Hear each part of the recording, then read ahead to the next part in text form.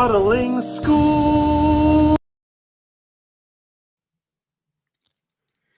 Yo. We are live. We are live on Twitch. We are live on YouTube. And Green Room is opening in 2 shakes of a lamb's tail. Shout out to whoever's watching on Twitch. I apologize for Mantis's tardiness. Oh, look at I'm angry at my girlfriend, but I need to mellow out face and tone. No. You don't get to project. You don't get to. No, you seem like you're like really angry. No, I'm not really angry. I'm disappointed. I'm disappointed in myself. Not even you. I'm not disappointed in you. You know, I'm disappointed in me for believing in you. Oh, fuck you. I'm disappointed in myself for thinking you'd be on time for some shit. Yeah, we've been over this. I am never on time. Well, if you have crazy dreams of being on time, you can take that shit outside. You know, man, it's just hey, Marisol, how are you doing? Marisol, how are you? Shout out to you. Thank you for coming through and chilling with us. Shout out to whoever else is in the live. I see there's 2 of you, so I'm just gonna say hello. Angel Age, what's up? Shout out to you over on YouTube. Fanboy Modeling School, brought to you your boy Steve, real name, no gimmicks, and the Fat Mantis. We are always. Your hair looks nice, Steve. You know what? I'm a little paranoid about this haircut. He took me up a little bit shorter on the sides than I usually like, Marisol, but I appreciate that. I like it. I actually thank you. Joe, it actually makes you look younger. Well, you know, I'm only 26. I've been lying to you this entire time. I know that. This motherfucker's kind of childish. I mean, if in childish you mean I look younger than you, then yes, you're correct. You are decaying and I'm rejuvenating. Every day I look better and every day you look worse. It's gonna be a fun episode, guys. Let me tell you. Are we gonna be ready to do the theme song again? Yeah, you let me know when to hit it. Green Room's up. It's up. Green Room's up.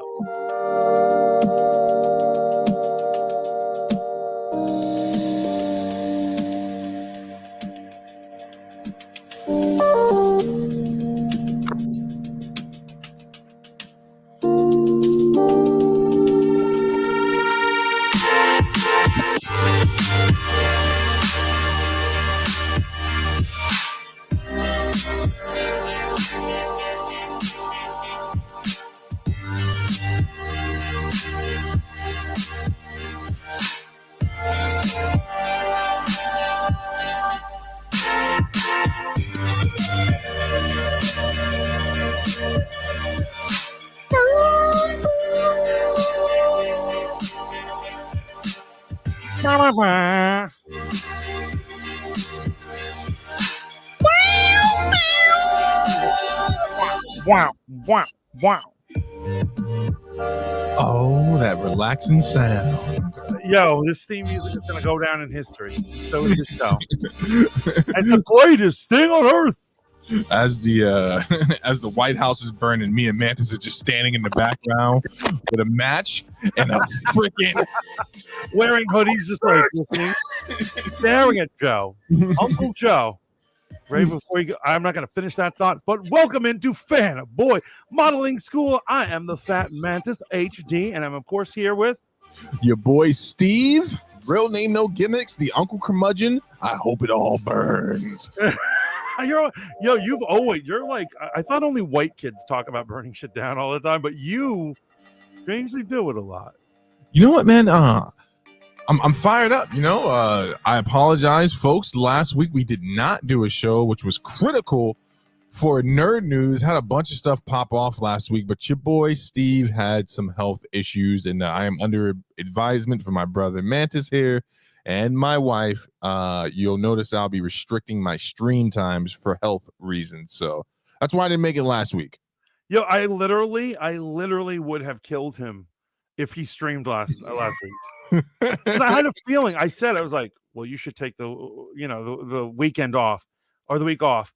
And I was waiting, and I had a feeling his response would be, "No, I can stream. I'm fine." He's so like has wires connected to him from the defibrillator. He comes in, and we can see him on the camera. I've had a feeling that was going to go down, but surprisingly, it didn't. So I thank God for that. No, yeah, no. I took the warning and I chilled out, and I'm glad that I did. Would you mind talking to the folks for a second while I find us some copyright free? Actually, I don't know, man. Every time I try to do this, something happens. I either have a hater. No music tonight, folks. I'm sorry. Tonight, no, if we want to put it on the podcast version, yeah, we'll do that. But that's fine. That's fine. I assume people are not here for our melodious tunes, but really our advanced thoughts on bullshit. Hey, I want to shout out Marisol, Kathy, and Angel Age, and whoever the fourth person is tuning in. I appreciate you for being here, bro. I want to shout out Jehovah's Thickness right up in here, and Gray Winthrop. Hey, shout out Gray Winthrop. How are you? Thickness, always a pleasure. Thickness. So had an interesting watched Peacemaker right before the show because I realized I hadn't watched it yet, and absolutely amazing, bro. Absolutely free. Is that where you want to start with? Because we've got a bunch of fun stuff today. But yeah, let's start with Peacemaker because that was absolutely amazing, man. Absolutely, I could not believe that the show that I thought was too jokey, too campy, ended so well. Quite possibly a top 3 contender for best show of the year for me. Absolutely amazing. I absolutely agree. It's kind of crazy. You know why? Here's the main crazy part about it is that it is disguised like a CW show. If you look at it from a distance, like, what is this thing on his head? Look at this budget cast. They don't have any real superheroes in here. This. And somehow it was the greatest thrill ride ever, man. Yeah, bro. I got to tell you, man, I'm happy. I'm happy with the way it concluded. I know we're going to get into it here in a second, but I gotta say I'm really happy with the way everything went down. But before we get to all the nerd news, you want to tell the people what we're talking about tonight, my brother? Because I have no idea, but I know you got some good shit for us. That's what it is. Everyone's always thinking Mantis is late. Mantis is the son of a bitch. Mantis is wanking it while poor Steve is working so hard on the technical side. But the truth is, it takes a lot of hard work to come up with these shitty stories. So, we've got a couple. First one we got to talk about because it baffles the heck out of me. We got to talk about all this talk about Lord of the Rings. For some reason, everyone and their mother is pissed at the Rings of Power, and we're going to discuss all the different thought. Because here's what it is: I have a feeling people don't really can narrow down why they don't like it. They know they're not supposed to like it, but these haters don't know why. Right. They're not sure what they're going to get.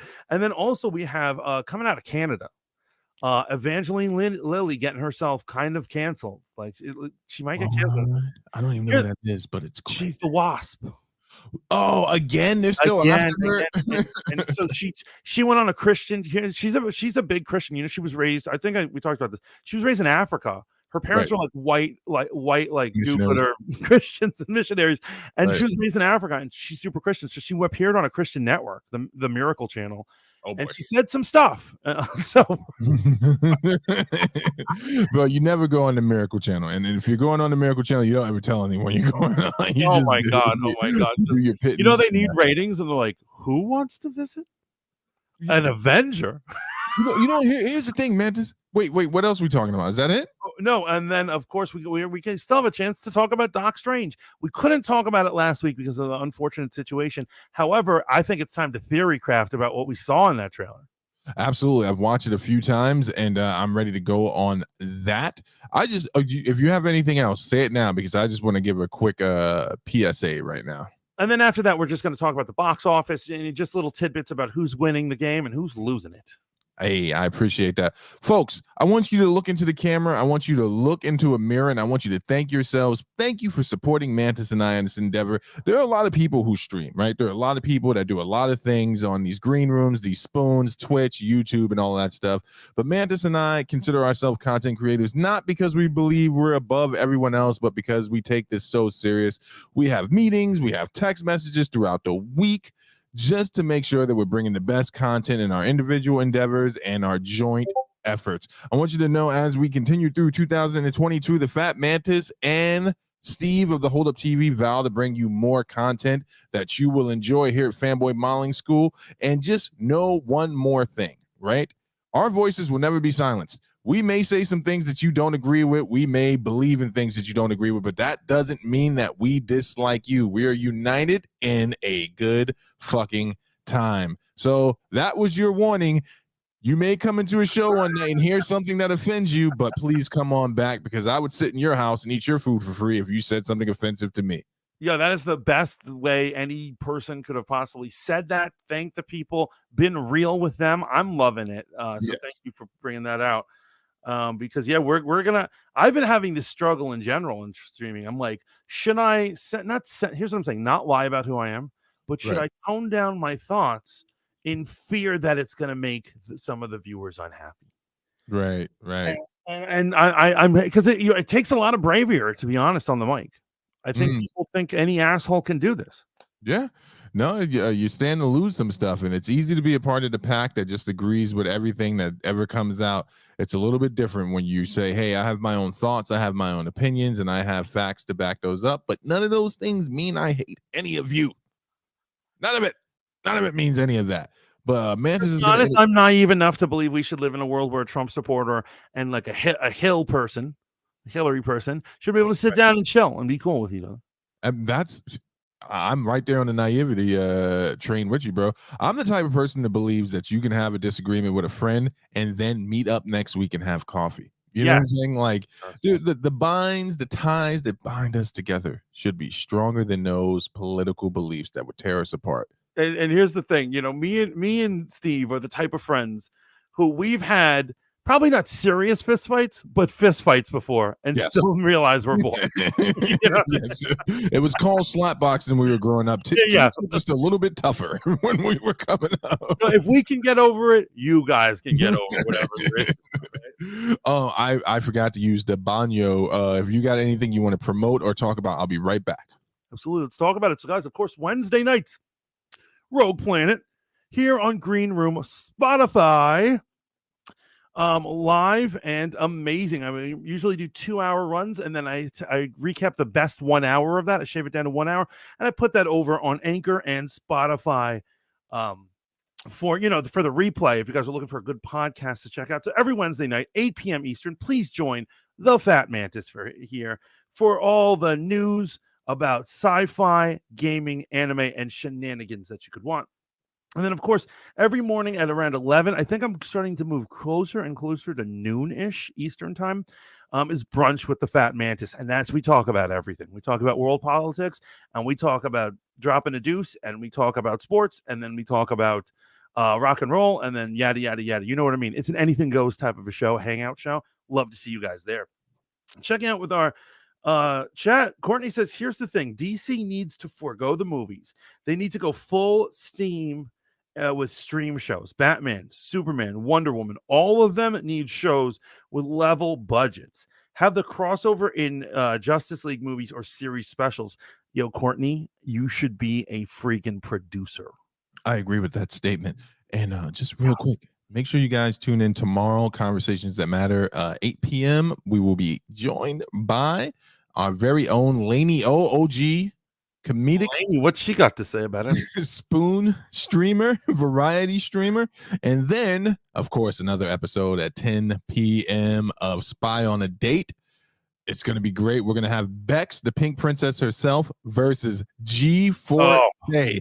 That's going to be a good one. I'm going to record that shit. We're going to have to recover from what we did. And then I believe if it's still on for tomorrow, 7 p.m. Eastern, 4 p.m. Pacific, I will be joining Public on Public's return to Green Room for Pro by Public. I have to confirm if that's still going on, but I believe it's tomorrow at 7 p.m.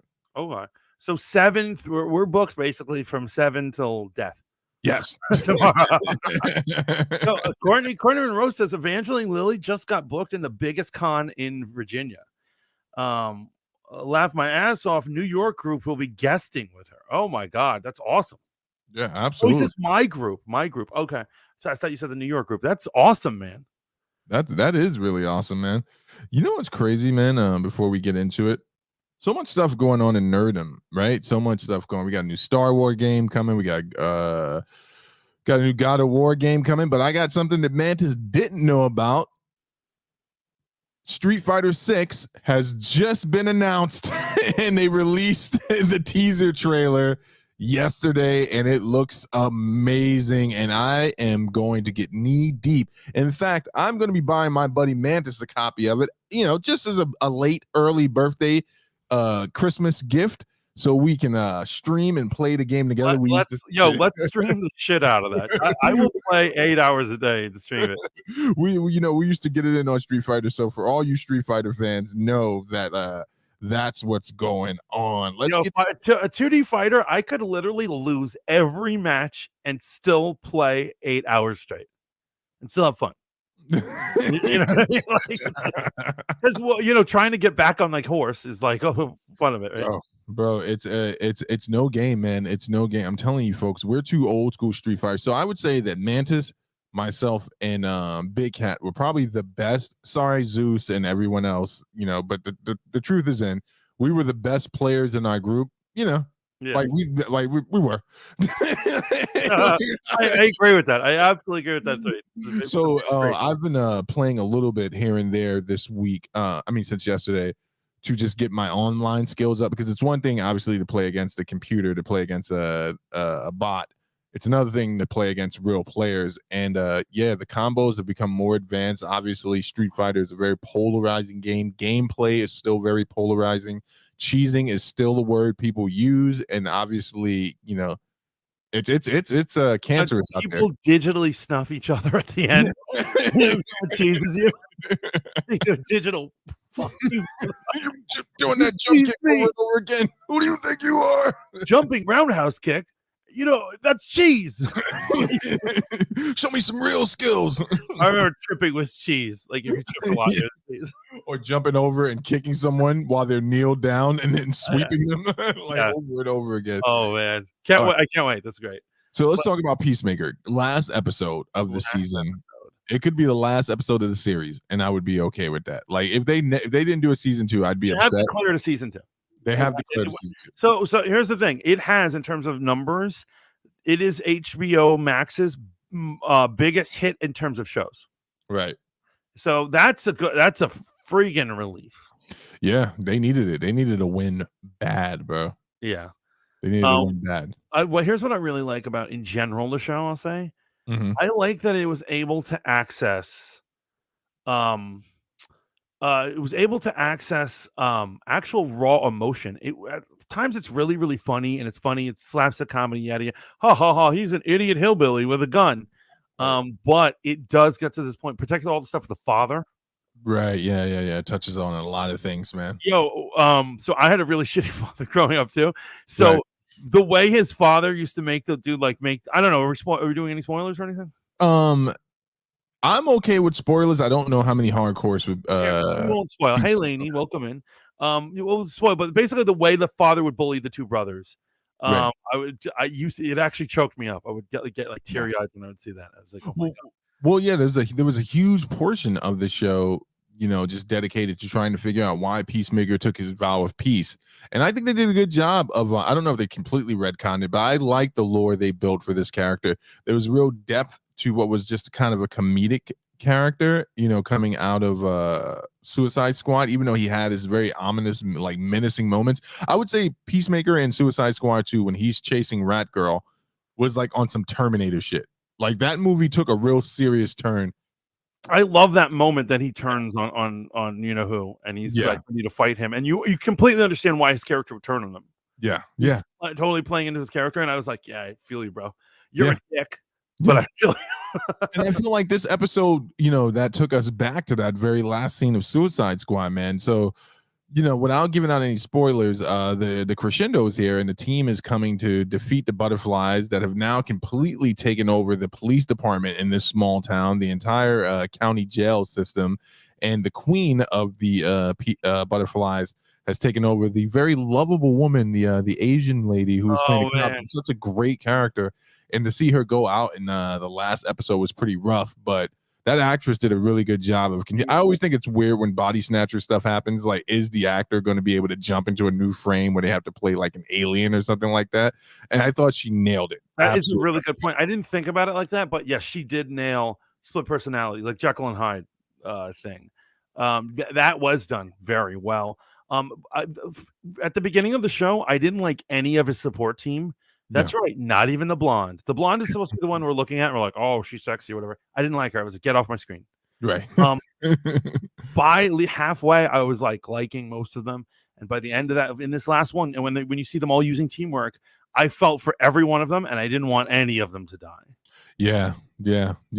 Man, man, you just took. Yeah, there was literally a part in this episode, folks, when I thought the whole team got smoked. And I was clapping in my mind that they would have the bravery to do something like that. And then at the same time, I was like, wow, they really have dragged me into caring about these characters. Like the entire team building everything. And I just got to be honest with you, man. That last fight scene in front of the barn, that was that was really well put together. It was short, but it was really, really well put together. You know what I really like? Here's just a little subtle thing.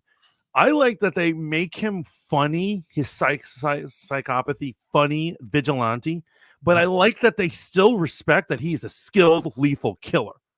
Right. There's a part where a villain shoots him, and right before he falls, he just flicks a blade and kills him at the same time.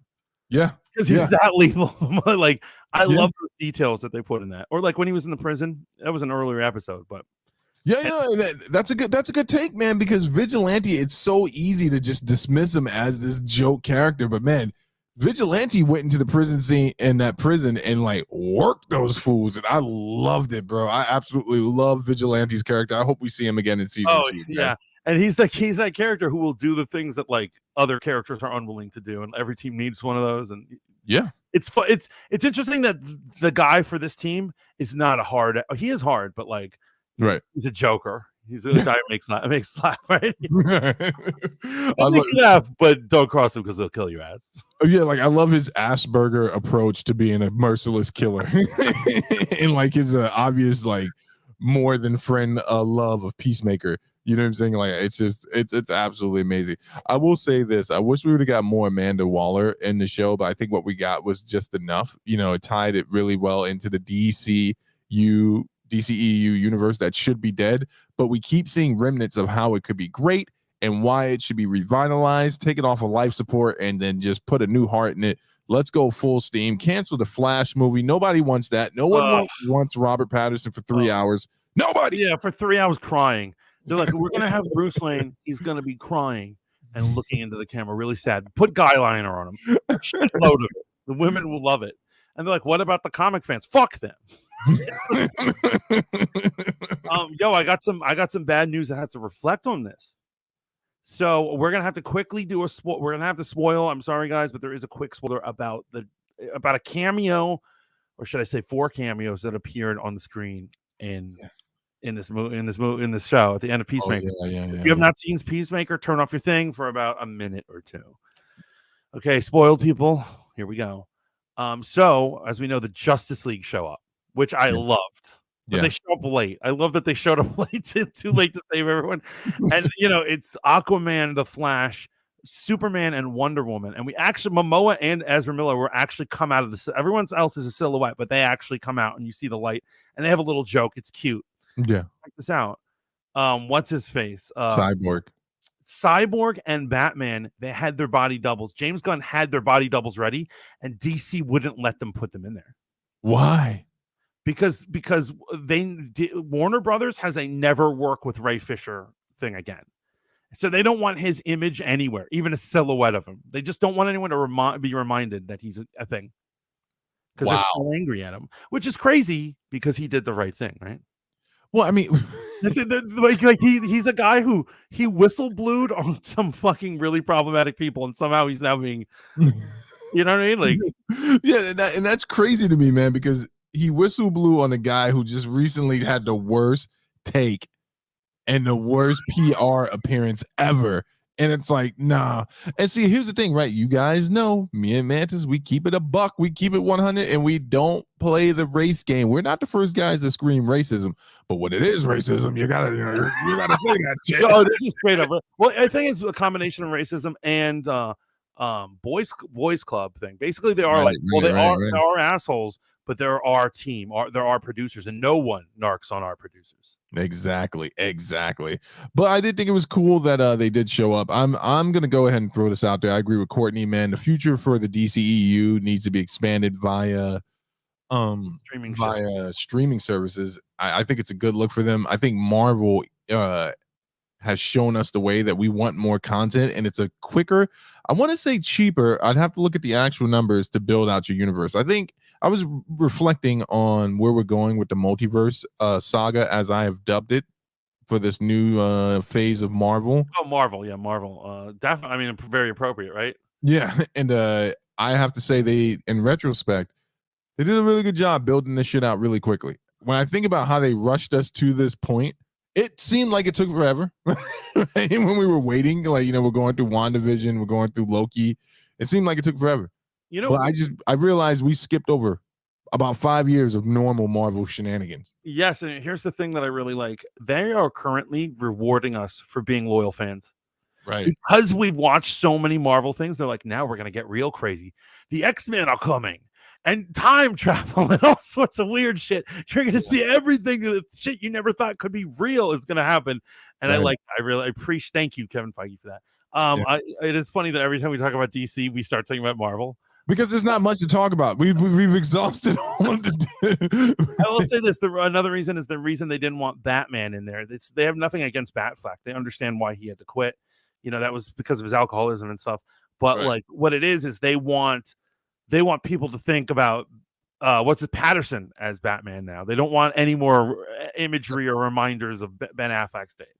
Yeah, and I can't hate on him for that, right? I can't hate on him for that. I will say this, man. If it flops, that's on them, bro. That's on them. If this Robert Pattinson shit blows up in their face, your boy's gonna be right there laughing and gloating. Oh my god, we got special report after special report. I will do 3 special reports a night if it's doing bad, any drama, any crazy stuff. However, I'm gonna say this. I know you guys think I'm just a troll and a loudmouth, but the Fat Mantis will take full responsibility and admit it here on Fanboy Modeling School if it is a huge success and I was wrong and it ends up being a good movie. I ain't admit shit. I'm just gonna keep going with it. I'm just gonna I'm like, well, what's $1 billion really? Let's look at the numbers. It's not really earning money. It's not really profit nowadays. We're in recession. I got $1 billion right now in my bank account. But I'm just gonna say this for all you folks. All right, anyone that has HBO Max, or if you're an AT&T subscriber, you have AT&T as your mobile network, you already get HBO Max for free. It's not something they advertise on commercial, but you'll see it when you walk past their kiosk. Go watch Peacemaker. It's the perfect binge. Kathy, my sister, I just read in the chat that your kids are home for winter break. I commiserate with you. Mine are also home for winter break for the next week. This is the perfect thing to watch at night after fighting the fight of a good parent all day long. Go check it out, Kathy. HBO Max. Peacemaker. Yeah, I will warning though, Peacemaker is bloody disgusting in all the right ways. Yeah. But if you're one of those people who can't really stomach that kind of stuff, because there are like body parts getting hacked off and shit on scenes. Oh, absolutely. People blowing up and stuff like no which problem. Any good superhero thing should have. I agree. Oh, I put some of that powdered stuff. What is it? For electrolytes into my water bottle. Oh my god. And it does not taste good. Like every time I take a sip, it reminds me of life, and it's just bitter and funky and doesn't go down smooth. You're chewing your water. But what's interesting is, and I hope they actually end up doing this in the show for Peacemaker. So I think they are in the past of the Peacemaker. What do you mean? So check this out. Because in the comic books, the Peacemaker eventually becomes a weapons inspector for the UN. Really? Yeah, and that's when he takes his show into other countries. Like the UN sends him to inspect weapons, and then he goes on murder sprees of like the criminals in other countries and stuff. It's pretty cool in the comics. And so I really hope that this is just young him. He's not that yet. And the reason why I think it's in the past is because Adrian Chase, the vigilante, in the comic books is a district attorney. He's assistant district attorney. He's a lawyer who, anytime criminals slip through the cracks, he goes and murders them. Wait, who is this? Vigilante will become a lawyer, basically. He'll be a criminal lawyer. He's like evil Daredevil. Yes, he's evil Daredevil. So, what it is, but they have him like he's a teenager who works at or maybe he's like 20, working at Shake Shack or something. I have a feeling that this is them when they're young, and then they're going to get those responsible jobs when they're older, or like in a couple of seasons or something. Yo, that's gonna be a good look, man.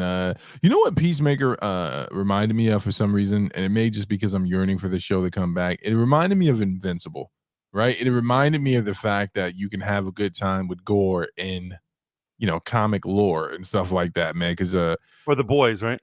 Oh yeah, the Boys for sure. Actually, this was like a better version of The Boys. I got to be honest with you. I think this is what The Boys is aiming for, and Peacemaker. But they had to bring in the big guns, literally. No pun intended. They had to bring in James Gunn to land it. Right, and he wrote and directed every episode. Which is the way you should do it. If you have a passion project, you're trying to prove to people that you can do things amazingly. Don't let other people come in and write it. And I think that's what Boba Fett, that's what Disney tried to strike gold twice by having multiple people come in, direct and write episodes with Boba Fett, and it doesn't always work out. Yeah, no, absolutely. But you are right. They should get the one real talent that you want. You do it. You create the show. You make it happen. You write it. You direct it. Boom. Yeah, and listen, man. No shade to Robert Rodriguez, man, but I think sometimes people overestimate his ability as a writer and a director. And here's what it is. Here's what it is. Mandalorian had all sorts of celebrity directors. Right. And they all did a good job. And it made you think well, these directors aren't for instance, Jon Favreau, the shit he's directed, right? Yeah. Nothing Star Wars like. Iron Man he did Iron Man 1 and 2, but he also did what did he do? He did Swingers. Yeah. He did what is it? Chef. Yeah. Yeah, he did he does these normal pieces. I'm surprised he does so well in Star Wars. So they were giving everyone a shot, and so they decided to give Robert Rodriguez, and I was hoping that he would surprise me too. And it's clear that he is more Shark Boy and Lava Girl, than he is Star Wars. But and again, I this is a great win for James Gunn, man. Obviously, I don't support any of the things he said. I'm a parent. I don't think those type of jokes are tasteful, nor were they funny. And worse, on top of everything else, they weren't even funny, right? They didn't even land well. And but you shouldn't make those jokes at all. He needed a win, obviously, to show that no matter what the property is, he can make it better. I'm looking to see what else he's got up in his bag if he does season 2. But I'm sure HBO, Warner Brothers will find a way to screw this up. They're probably sitting in the office now like, Yeah, I'm telling you. Yeah, they're like, how do we? Walter Hamada's like, how do I fuck this up real quick? Courtney says, I mean, I love Desperado to this day. Absolutely. Desperado. And he did From Dusk Till Dawn, which is a cheesy but fun movie. No, absolutely. And even Once Upon a Time in Mexico, when I watched it for the 8th time, I finally started really enjoying it and seeing. I was like, this is actually a really good movie. It's just it is kind of good. I guess it's been years since I've seen it, but I remember not hating it as much as everyone else did. Right. I remember seeing it in the theater, and I was like, "Ooh, I'm not gonna get that." Because everyone was expecting, because of the sequel to Desperado, you would expect, because Desperado is an amazing film. Yeah, when they killed Selma Hayek in the first 5 minutes of the movie, I should have got up and walked out. Right then and there. I should have got up and walked out when she started throwing knives like she was Danny Trejo from Desperado. I was like, this is so good. So yeah, he couldn't do Boba Fett. James Gunn can do Peacemaker. Loving it. Can't wait to see more. I give this show an A+. Right. There's some, and and I gotta say, on top 10 films this year, I would also say James Gunn's Suicide Squad 2 is up there, man. I think it's a really amazing superhero film. If you guys haven't seen that, get on that. No, absolutely. But it's so good. Go binge Peacemaker right now. Let me just acknowledge some stuff over in our live on Twitch. What do we got? D Love's laughing at the fact that I made an amazing joke. Thank you, D Love, for the support. Marisol says, you know what else is on my list? Bel Air. Marisol has really been pushing the Fresh Prince remake, reimagining Bel Air. Let's talk about that next, real quick. Okay, let's get into it. Oh, do you want to keep acknowledging? Okay, yeah, D Love's. No, they're acknowledging each other, so I'll just. Okay, look at it. Yeah, it's a mutual appreciation club, which is always fun in the chat, right? Yes. But I gotta say, I understand that Bel Air could possibly be genius. Right. I just cannot do it. Yo, the thing that in the commercial that drove me nuts was that this is like something out of a parody or something. The guy they got for Uncle Phil is a black, bald guy with a beard who's a lawyer, but they got a sexy, well-built one and not a fat guy. And I'm like, that is not Uncle Phil. I will never call him Uncle Phil. I cannot watch this. It's body shaming. Body shaming. My Uncle Phil it looks like the Black Santa Claus. Yes, that's what I need. That's what I want. I want puffy. I want pluffy Uncle Phil. Yes. And the commercials make it look so dramatic that I'm like, that's not on Viv. That's not Uncle Phil. I can't do it. What is Carlton like? What is the car? Someone explain to me this Carlton situation. So my wife is watching it, and she said it's really, it's darker. It's more, very serious. Carlton is actually a pill popper, and he's the rich black kid that grew up amongst the affluent white kids, and so it's landing that way, but it's really dark. People are loving it, though. I got to be honest with you. People are absolutely loving it. People are loving that show, and they are loving the fact that they can watch that and Euphoria. These seem to be the two shows that are talked about. They come up the most in my my social medias. I'm about to get hated if I talk about Euphoria. You got some hot takes on Euphoria? Just that. I love you all. I love women all. You're all amazing people. All this stuff. That being said, that disclaimer everything I said, Euphoria is for women. As a man, I can't. It's like a soap opera, only there's intense sex and intense drugs added to it. But I'm watching it and I'm like, wait, who's sleeping with who? What's going on? And it's all the drama is always like, so and so slept with this other person, but this person is really trans, and they're trying to get with the father, but he's a pervert, so he decided to record it. And it's just this absurd story that I was like, this is a telenovela with drugs. And so I don't find it super sophisticated, and I find it kind of like it doesn't like appeal to me. So it's catching some smoke and some heat. People are comparing it obviously to a movie that we grew up with, Kids, where they're like it's glorifying substance abuse amongst teenagers and all these takes. And sure, that all of that's true. Kids did the exact same thing. Mm-hmm. I have not watched it. I can't, like I said before, there's just some things I don't want to see. And Zendaya having coitus is one of those things. I'm very suspect of that type of stuff. But I hear it's an amazing show, and I'm not judging anyone that's watching it. Oh, wait a minute. What? Is your issue with her having coitus because she looks like a 12-year-old? Which is not her fault. Like a 12-year-old? Which is not her fault. In fact, she has said multiple times publicly she wants people to stop looking at her like the little girl from Disney. I think she looks like a woman to me. But for me personally, I tap out. I tap out on her and Ariana Grande. Yeah, Ariana Grande is a little kid. I tap out. But my Zendaya, she's a woman. Powerful black woman. I love Marisol says they don't overexpose her. That's good to know. That's good. Yeah, they don't show that. It's not about nudity. The show is not about nudity. Actually, the porn star. I don't know if she's a star, but Chloe Cherry is in it as well. I don't know who that is. Yeah, right. I don't. He doesn't know everyone. Everyone. Steve thinks he doesn't know who the porn star. I don't.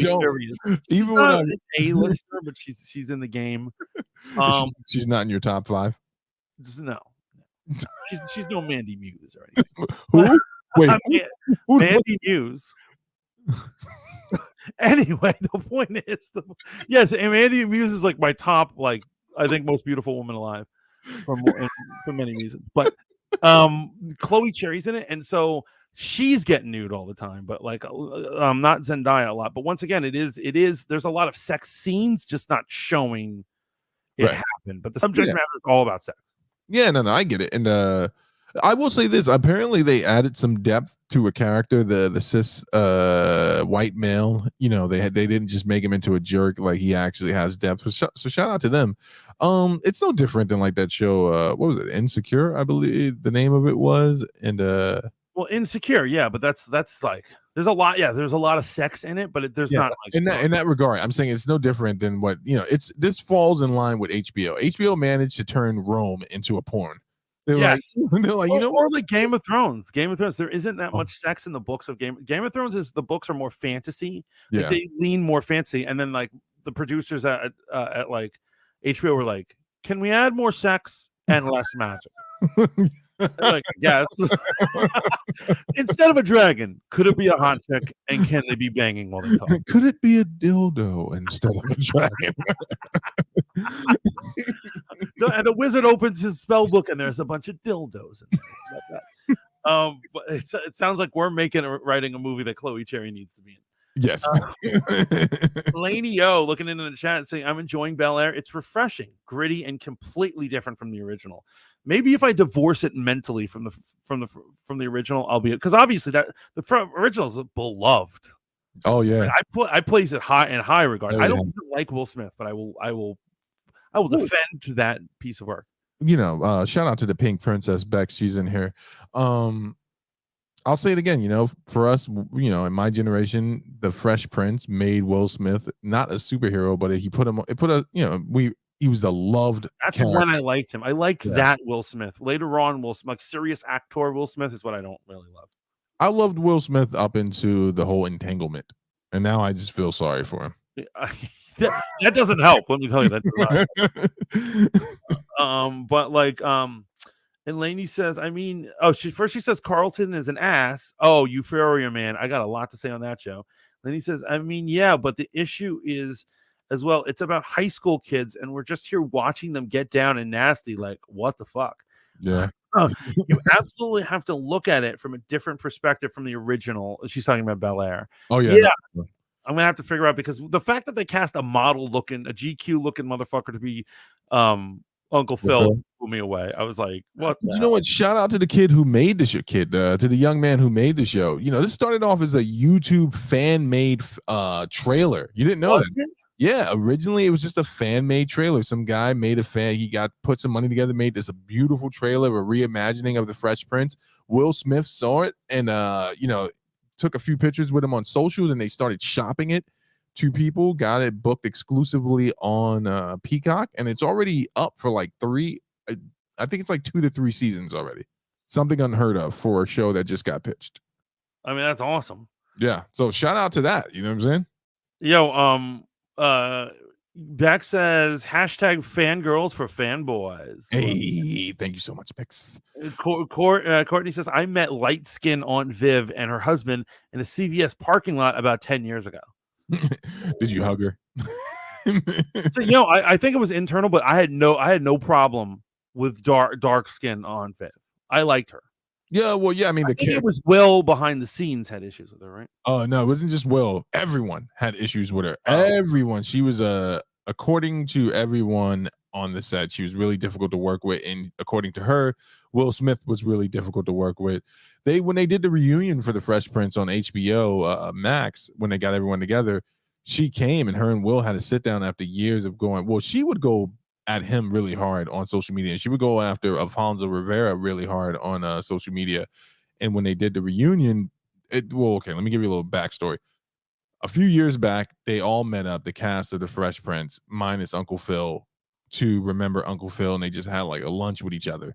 And she got really upset that she wasn't invited to their lunch. The new Aunt Viv was there, but old Aunt Viv wasn't. Right. And that's always awkward. Which one do you invite?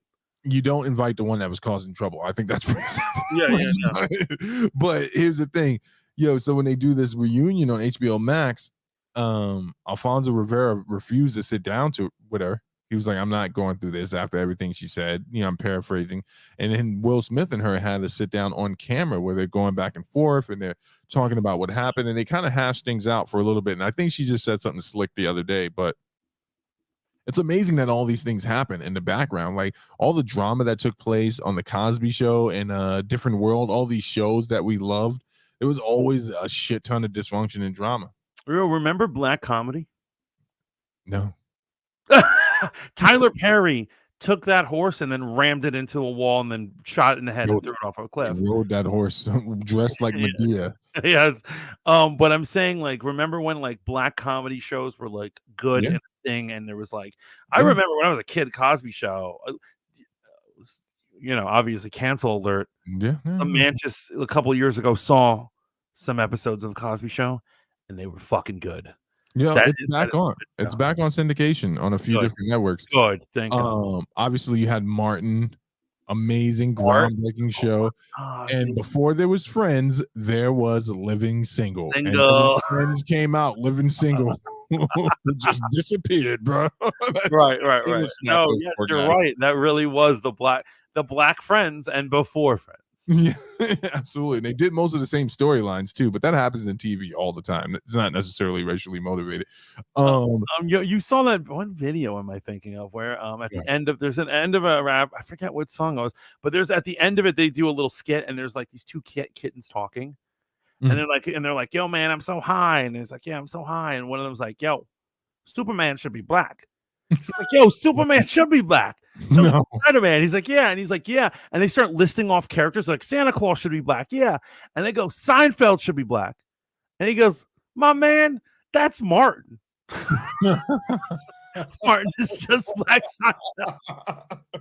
It's true, man. It's true. I never thought about it like that, but that is very true. It's I've been watching some Seinfeld to go to sleep at night, and that's not to say Seinfeld is boring. I just put things on that won't, exhaust my mind and I don't have to pay attention to. I can't put Martin on to go to sleep too, because I'll actually stay up and watch it. Like I'll watch every episode. Remember Shanae? Jerome's in the house, bro, man, from the what was it, fifth floor, and he would hold up the four fingers. We should actually, I mean, this is probably cheesy, but we should do like a weekend of watching old school black comedy. I'm into it, man. Yo, but you know what? Shout out to this is something that my wife brought to my attention. Obviously, my wife is Latino. Not that many shows back in that era, if any at all, that Latinos could turn to for comedic purposes. I didn't realize that. And then, of course, we had the breakthrough with like the George Lopez show. There were some outliers here and there. And I got to tell you, I never liked George Lopez. I never thought he was funny. Never. He was funny. I don't know who thinks that's Carlos Mancina. Never thought that dude was funny as well, man. But I will tell you what I did think was extremely funny. I thought Ugly Betty was a good show. I did enjoy Gina Rodriguez. Not Gina Rodriguez. What was that show? It was based off of a telenovela, like a comedic telenovela, and then they put it in English. I can't remember, but my wife had me watch the whole thing. Was it Jane the Virgin? Yes. I watched the whole thing with my wife, or most of it, and I thought that was really good too. So shout out to that. What else we got? What other nerd shit? Let's talk about Evangeline Lilly. Okay. Coming out of the Marvel, and so we already earlier talked about her past. So little things you got to know about Evangeline Lilly. She's the main star of the show Lost. They had a Trinity. Lost had a Trinity, and it was like the cute doctor, her, and then the cute con man Sawyer or whatever. Yeah, right? They were the three, or they were the three. It was basically Superman. She was Wonder Woman, and he was, the con man was Batman. Yeah. And so she got that success. Then she becomes the elf in the Hobbit. She's the female elf archer, who was an added character apparently, and then eventually she becomes Marvel's Wasp. Now she has a history. She's a super Christian, and she grew up in Africa. And you actually think that if as a white woman who moved to Africa, you'd think they'd give her a lot of vaccines. However, she's all into holistic medicine. And doesn't believe in vaccines, and she never has. And since the days when she was even on Lost, she publicly was like, "I don't believe in vaccines." Right. Okay, so that's her thing. So of course now we're in these tumultuous times where you can get thrown in jail for saying you don't like vaccines or something. Right. So homegirl, recently she's already said things like, for instance, she was spotted at a rally, an anti-vaccine rally. Right.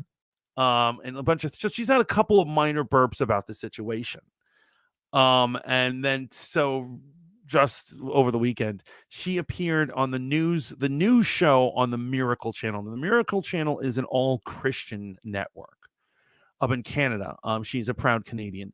And so she appears on the Miracle Network. And so she talks about the trucker convoy situation up in Ottawa City in Canada. I assume you all know what's going on with that. If you don't know, the Canadian truckers are boycotting lockdowns and other COVID restrictions. So they have all moved their tractor trailers into the Ottawa area, which is blocking all sorts of traffic, causing havoc. What does the Prime Minister, Justin Trudeau, infamously liberal, super hardcore liberal, do? He starts arresting them, having them taken down, giving them $100,000 fines, freezing their bank accounts. He's hunting them down like they're animals. And so all she says on her network is, she says the following. She says, Trudeau, be a real leader and meet with the truckers, meet with their leadership, hear them out. They're your constituents, they're voters, and they're Canadians. Feel them as people and just sit down with them. Right. And because of that, and that is, like, in my opinion, a very merciful, very beautiful statement. Good take. And now people want to cancel her, and they're like, she shouldn't be the WASP anymore, blah, blah, blah, blah, blah, flipping out. Yeah, oh my gosh. And the crazy thing about this whole situation is, man, does my take on this, right? And here it is, right? I read a lot of sci-fi as a kid, man, watched a lot of sci-fi shows, and sometimes I see parallels between what's going on in the world now and some of my favorite science fiction stories. One of which, I won't give you the exact story, but it's a theme you see throughout scientific sci-fi novels. It's the utopic society that was built on slaughter, right? And to find this new utopic, they talked about it in Firefly, and it was in Firefly, the movie. Obviously, there was a character that was an antagonist that wanted to help build the perfect world. But to do that, he had to completely wipe out the old world. He was sent on a mission where his mission was peaceful, as long as it was in line with this new beautiful world. And I see a lot of parallels with that, man, where people can't have a take on something without there being some crazy consequence. Now, I can almost understand the Rogan situation, right? I can see how that garnered a lot of emotion and a lot of reaction. I don't mean emotion in a derogatory sense. Wait, hold on, because I'd argue there's two Rogan situations. Do you mean the first one about vaccines, or do you mean the second one about the N-word? I mean all of it. Okay. All of it. I could see. Well, no, I'll go with the second one. Okay. But to say, hey, Trudeau, meet with the truckers, sit down, have a conversation, talk to your countrymen. That's not crazy, man. That's the farthest thing from crazy I've ever heard in my life. Absolutely, man. Right. And so now there's a movement of I'm gonna say it, lefties, who want her canceled. They want her removed from her position as the WASP. And so now what? You can publicly say something and now, like, lose your job and your career and your livelihood? I mean, what's going on here? Well, here's the thing, man. So, I mean, I do have to look at it pragmatically. I understand when you sign up with a big company like Disney or Facebook or Warner Brothers or any social entity of that nature, right? You do sign a morality clause and a publicity clause and all that stuff. So it's hard to defend her in that sense. But she didn't say anything derogatory here. And this is where the line starts to get blurred, right? Like, I could see if she came on and she was like, needles are made by the devil and God will judge you for taking the devil's juice. I could see that, right? I could see people having a strong reaction to that. But to simply come on and say, hey, I have a view on this, you need to meet with your constituents. That is such a peaceful, lovely, brings warm feelings to my heart just hearing it. And then some asshole troll on Twitter is like, kill her, burn the witch. It's a crazy time. We're all about tolerance over here now. Make sure she's dead by the morning. It is a crazy time, and I don't know. I think we forged a world I'm not even sure I want to live in, man. Well, listen, man, here's the thing. When they come for you, Mantis, I want you to know, to save my own life, I'm going to be out there with them with the pickets. I'm like, burn him. I know. Exactly. I'm gonna pick Public up, and we're gonna make sure they burn you properly. With honor. She's gonna be the one. With honor. Basically, she's gonna be wearing the black hoodie, and I'm gonna look right at her into the eyes and go, "I know it's you, Public. You can take it." Yo, you know the here's the thing, man. So now, of course, there's freedom of speech, right? But there's not freedom from consequences. Your words have weight.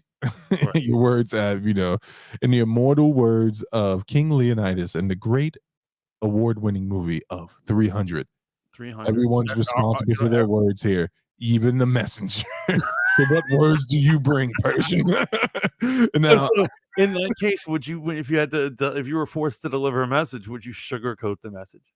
No, I think by now people know that, like, I'm always looking to deliver my message in a way that is consistent with my viewpoint, but I'm not looking to offend, right? I'm not looking to offend, but I'm gonna tell you what I believe, and I'm gonna look for the facts to support my argument, and I'm even gonna look for the counter facts that disprove my argument, because that's what you do when you're trying to form an articulate a fully formed worldview, right? Like, I acknowledge where I'm wrong, and I acknowledge where I'm right. And I expect you to do the same thing. Not you, but the proverbial you, right? There's no room for social discourse, but we can see that some people just can't be canceled, right? And she's probably going to come out on the other side of this. Even if she loses the Marvel gig, she stood up for some people that are going through a hard time, and I hope she doesn't lose her job over this. Here's what's interesting. Kevin Feige. I don't know if you have heard. Have you heard? I don't know. What? No one knows what his politics are. That's what I think is brilliant about this man. Oh, absolutely. And I don't think to date he has fired anyone over this kind of shit. Like, for instance, what's he going to do about Letitia James? And I was worried he was going to give in to the mob. He hasn't yet. No. Because that's a tough space to be in, right?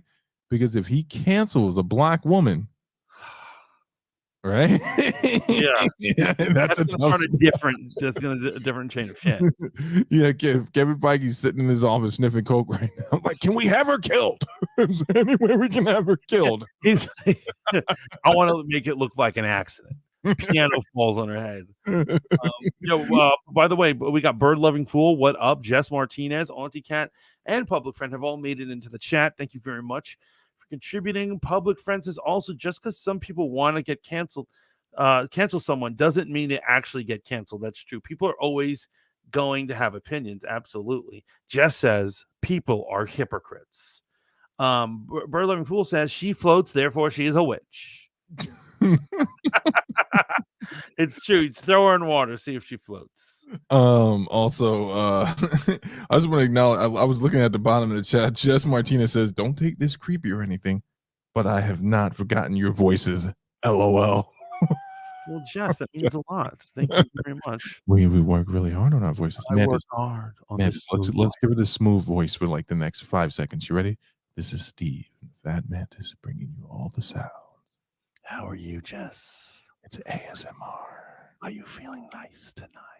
Our takes are wildly unpopular.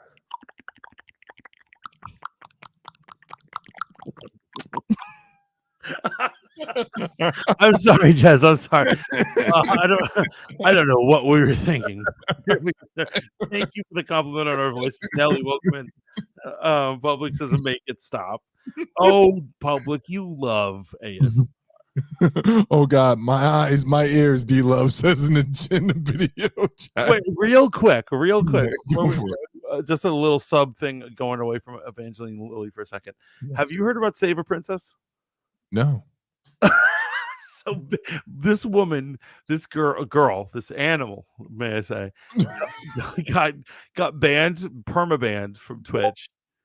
So she's Save a Princess. She's a she's a gamer. She's one of those pretty girl gamers, right? Right. Game streamers.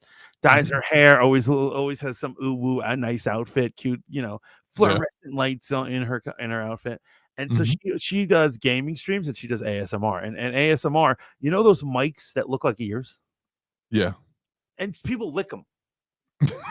I always wondered, it's like, why do you need a mic that looks like an ear? And you stay tuned, you figure it out. You say, oh my dear God, you pervert. Oh Lord. Oh Lord. This girl took it to the next level, and this is what banned her. So she's wearing a sports bra. She picks up the mic, completely puts it in her mouth, Yeah. and just starts blowing it. Oh, the video, small clips of the video can be found on YouTube. If you it's one word, Save a Princess. Okay. But she went for some reason as a successful Twitch streamer to Facebook gaming. Oh, okay. I know about this story. So the reason it's speculated that she went to Facebook gaming, and I want you to hear me, so I'm going to use my Miss Chloe voice. If you get that reference, you're as old as Mantis and I. Hear me now. Facebook gaming and Facebook streaming is the equivalent of Video Spoon. There is no one watching, right? When I say there's no one watching, I don't mean there aren't people. You can get thousands and thousands of people watching you on Facebook. But unless someone reports it, it didn't happen. I want the streamer come on Facebook, and I'm convinced this woman had just smoked crack. And she did a whole live, basically just drooling on herself. The ASMR ear licking scene, I always send you hot clips, and then whenever whenever I'm going back and forth with Bex in Berlin's Discord, I'll play this one chick, Amaranth. Yeah, she's another one that does the ear licking ASMR. Right. The other night I put something on to make Bex uncomfortable, and she literally had the entire ear mic in her mouth. Now Amaranth has managed to, she's kind of the face of the whole adult Twitch streaming platform, right? People really, really, really want Twitch and YouTube to make an adult only section. For you spooners, this might sound like a conversation you've heard over and over again, but hey, listen, it's not going to happen, right? Amazon is not going to opt to turn half of their page or build another server out so they can just have people sitting around looking at how adult anything goes. Imagine YouTube unhindered. It would become OnlyFans. Yeah. Oh, he's all about it. He claims he doesn't know who Chloe Cherry or Mandy Muse are. Bro, I promise you. And this is not for an altruistic reason. Even when I was heavy into that stuff, I never knew who the actresses were. I only know one actress by name, and her name was Heather Hunter. And the only reason I know that is because she's the most well-known Black adult film actress. I don't know who these people are. I can't bring myself to care. Oh wait, I know who Chris. I know who Christy Mack is, because she's the one who got beat up by her boyfriend. Yeah, who was he's a wrestler or some shit. He was a MMA fighter. He fought for the UFC, and then he has ended his career in Bellator. Right? Yeah. I know what's going on with you. I know what's going on. You're pulling a Denzel right now. What's that? Remember in Denzel, they tried to, back in the 90s, they wanted him to have a sex scene with Julia Roberts in a movie, and he actually said, "I can't do it." And they said, "Why?" And he says, "Because most of my fans are Black women, and I'm not going to betray them like that." Are you insinuating that most of the fans of the Hold Up TV are women? Black women, and you're like, you want to pretend that you don't look at white porn stars. No, so here's the thing. My audience is evenly split between Black women and Latino women, and I just want to say shout out to you lovely ladies. I want to see data. I want to see data.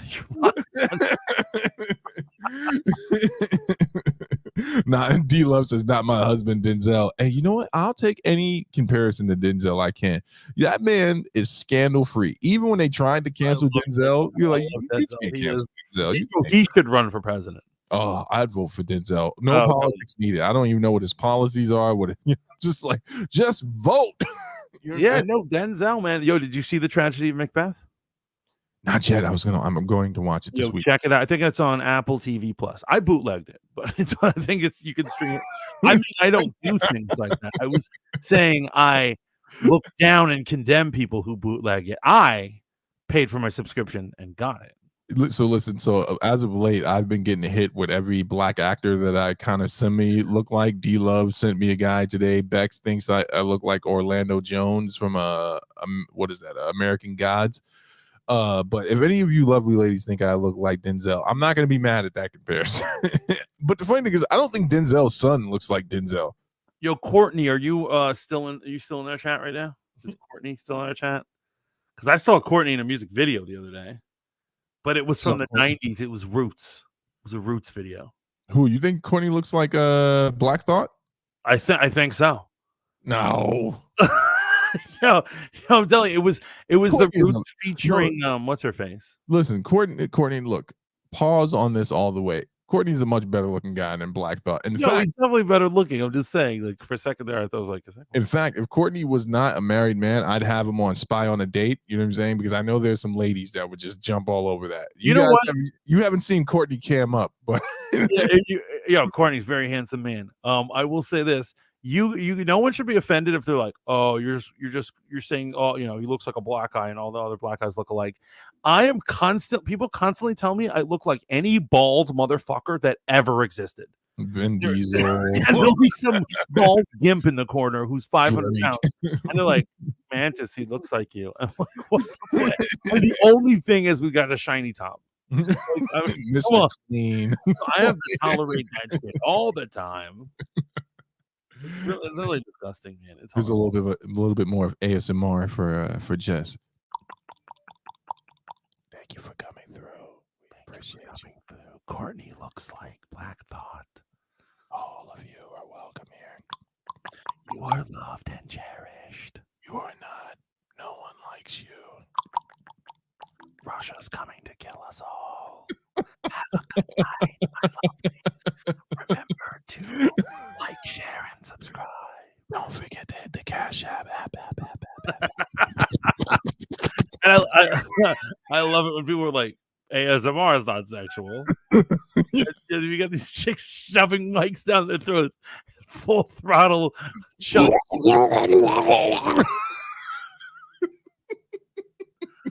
Yo, how's your chat? How's your green room chat right now?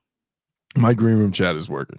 I think I may be lost in the dust, unless no one's been talking. Yeah, I'm gonna come over to your house and straight up Sparta kick you in the chest one day.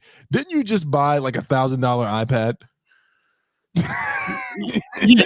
I should be using the iPad. I'm using my out of sheer laziness. Remember when I was running late because I was doing things for this podcast and for these fans? Right. You didn't have time to turn. I didn't have time to break out the good stuff, the good China. The good China. So basically, we believe Evangeline Lilly, she is a credit to her people, a credit to America, and an amazing woman. We love her, right? You can't say that. You can't say credit to her people. No, you can't say that. I can't say she's a great white woman. I can't say that. No. You cannot equate greatness with whiteness. Okay, so she's a good. No one can say anything remotely that sounds like it might offend anyone at any time in any place that's ever existed on this planet Earth. Okay, well, I will say this: Evangeline Lilly is second only to Gina Carano in my heart. Oh, he said the forbidden name. The forbidden name. Honestly, neither celebrity necessarily. Well, we can't have synthwave. We can have air horns when Mantis is wrong.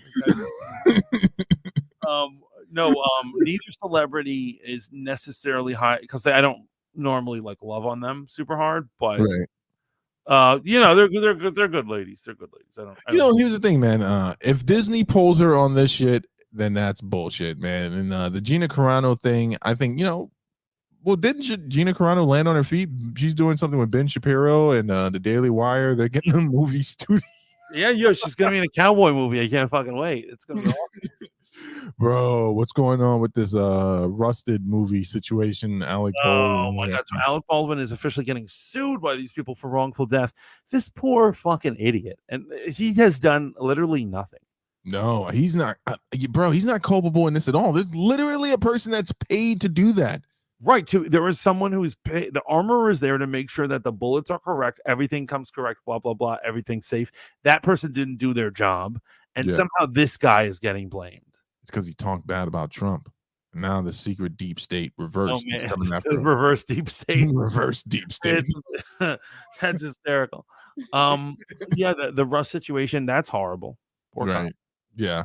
I really do feel for that woman's family, though, because this if you weren't alive for this, I remember the day Brandon Lee died, man, and you would think this is something they industry swore nothing like that would happen ever again, right? They were like, this can never happen again, and I thought it wouldn't happen ever again, and here we are in the same situation. Why wasn't the gun inspected?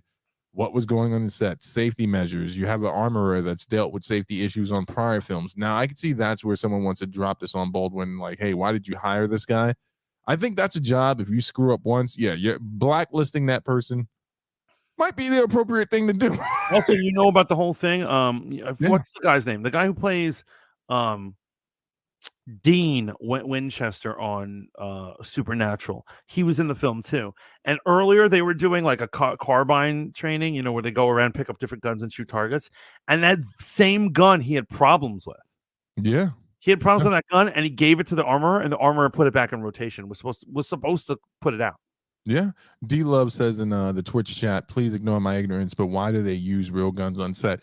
So D, here's something, right? It's not an ignorant statement. You're appropriate for asking it. There is no practical reason to use a real gun on set other than there are thespians and directors who want the authentic look. Right. Yeah, absolutely. They want a real gun, a real feel. That's why they see, you know, The Rock just said he's only going to use fake guns, and they're going to have the gun blast be CGI on all his films from now on. Right. And they could have been doing that for years, but you're right. They want the authentic look. They want to feel the bang. They want to see the recoil. Right. I get it. I get it, because here's what I'm saying. This happens so insanely rarely. The last time it happened was Brandon Lee. What was that?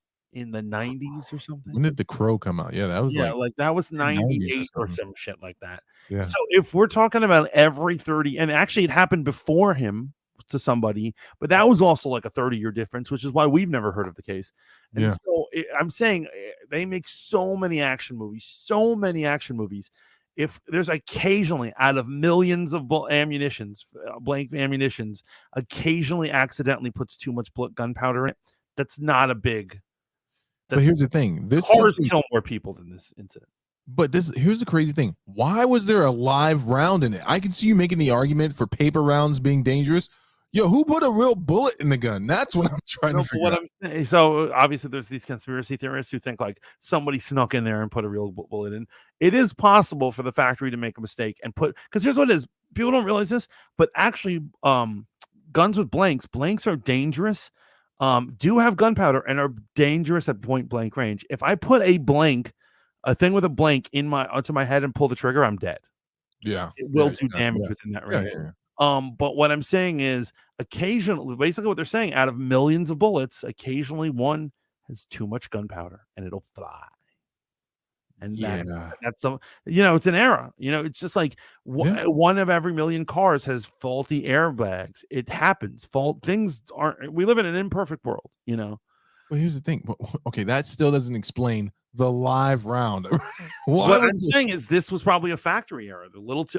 Too much. No, bro. This was a live round. It wasn't a factory error. This was a real bullet. Someone put a real bullet in the gun, not a paper bullet. She died from a real gun, like from a real.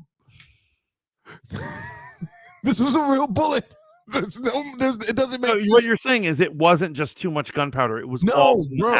I am willing to be wrong on this, but every report says this was a live round, and they're trying to figure out how a live round made its way into the gun.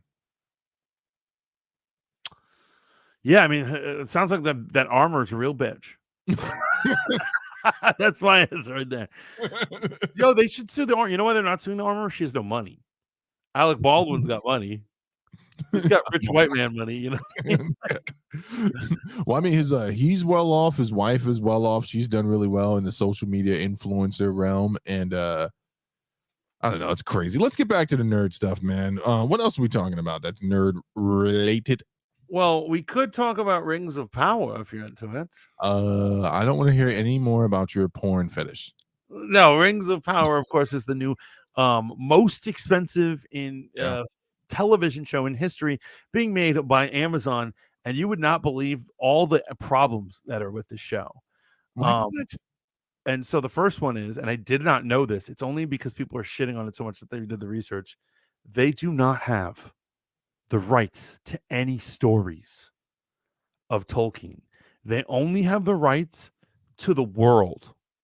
But they're not allowed to make any stories that intervene or mess with pre-existing stories. And I'm like, why would you make a show if you don't have the rights? It doesn't make it. You only have partial rights. You know what I mean? That's crazy. I know that there's some more controversy over the black elf. Some people Well, are really upset that's about what the black here's elf. it is. There's a black elf and there's a black dwarf, Oh, and no. people are really flipping out about. People are really like, I don't know how to break I don't know how to break their hearts. It's not like we're changing historical character. Elves, I'm sorry to say this to my fans, are probably not real. So how the fuck can any of us I put thought a race on? Canadians were elves. Canadians ain't elves. Canadians are trolls. They're snow trolls, man. They're snow trolls. These guys are animals. They just I'm pop. saying dwarves and that's what I'm saying. Elves and dwarves aren't real. So Right. who's to say if they are black or not? I don't know. I don't get what's happening here. Yeah. So if you can you explain it why they're because here's what it is. I actually watched what is it? I'm gonna name him Nerdrotic. Okay. He does a live stream with like 8 other people every Friday night called Friday Night Tights.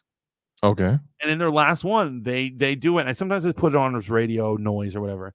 And they were bitching hard about it. And they were going on about how there aren't black elves, there aren't black dwarves, it's all a conspiracy. And I'm like, why do they care? What is happening right now? All right. So if you're asking me to assume the point of view of the other side, I'm guessing since it's like European lore, obviously elves and dwarves are of European lore descent, that it is they feel like, okay, let me just speak plainly. They feel as if those social justice movements have made their way into every part of fandom, and they're just doing things to virtual signal, right? Right. And yeah. And so you know who Young Ripper is? The Yeah, YouTuber. of course. Don't. Well, okay, we're live on YouTube.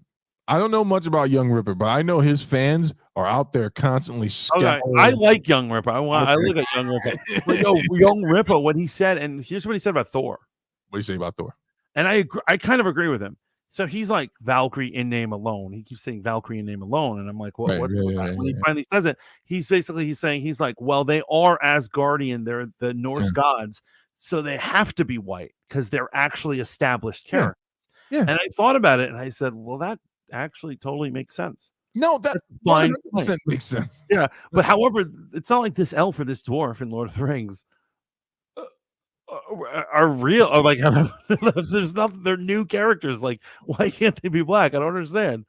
This is why I took huge issue with the whole fake outrage in regards to the female character lead in Star Wars and the black stormtrooper. I'm like, hold on for a second. Wait, I could see if we were talking about historically accurate characters from a certain region of the world, right? I'm talking about fucking Jedis, man.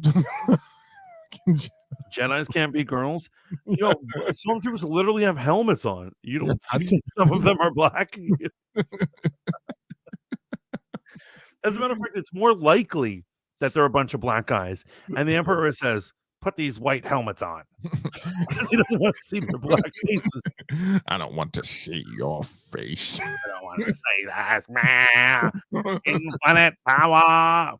The Emperor was definitely the old racist grandpa, right? Oh my God. He's like, what? I'm just saying that he was little and green. He was wearing robes. He was the Grand Dragon or whatever the fuck. Oh shit, the Grand Dragon. Yeah, I don't. So the Lord of the Ring things, obviously, people have built entire platforms off of this type of stuff. Like whenever you and I talk about race bending characters, the reason I don't want certain characters race bent, if not all of them, like a character like Cyclops, I don't think you need to do that. My position is create a character of depth. How about this? Hashtag make Cyclops black. Shut up, you filthy liberal. Like, instead of making Cyclops black, let's take the black character that is in the X-Men, Bishop and Storm, and let's give them decent plot lines this time in this movie universe. You make Cyclops black. Make the elves black. Make them all black. Here's the problem, and I guess they didn't care about it, but we moved social consciousness too quickly. Because think about it this way: when Avengers came out, that movie was the whitest movie ever. That was beautiful. It was the whitest movie ever. And I was thinking, I was like, you could have at least put like one of the Avengers be black. I mean, Nick Fury doesn't even get to avenge shit. He's like, he's in an office all day. Like, Yo, have at least one of the fighters be a black he person. repped in that movie, man. I mean, he's always awesome. He's always awesome. But the point is, but within a few years, that was unacceptable, and people were like, never again. Thank you for the gem, Jess Martinez. And I understand the original Avengers were super white, just because there's a time frame as it was. But now, if they're gonna do X-Men, the original X-Men were white. They were like super. It was a very white group, right? Yeah, no, but okay. How are they going to show that? Because they can't. What are they going to do? Have the original X-Men and then Bishop suddenly be standing there and be like, "Hey guys."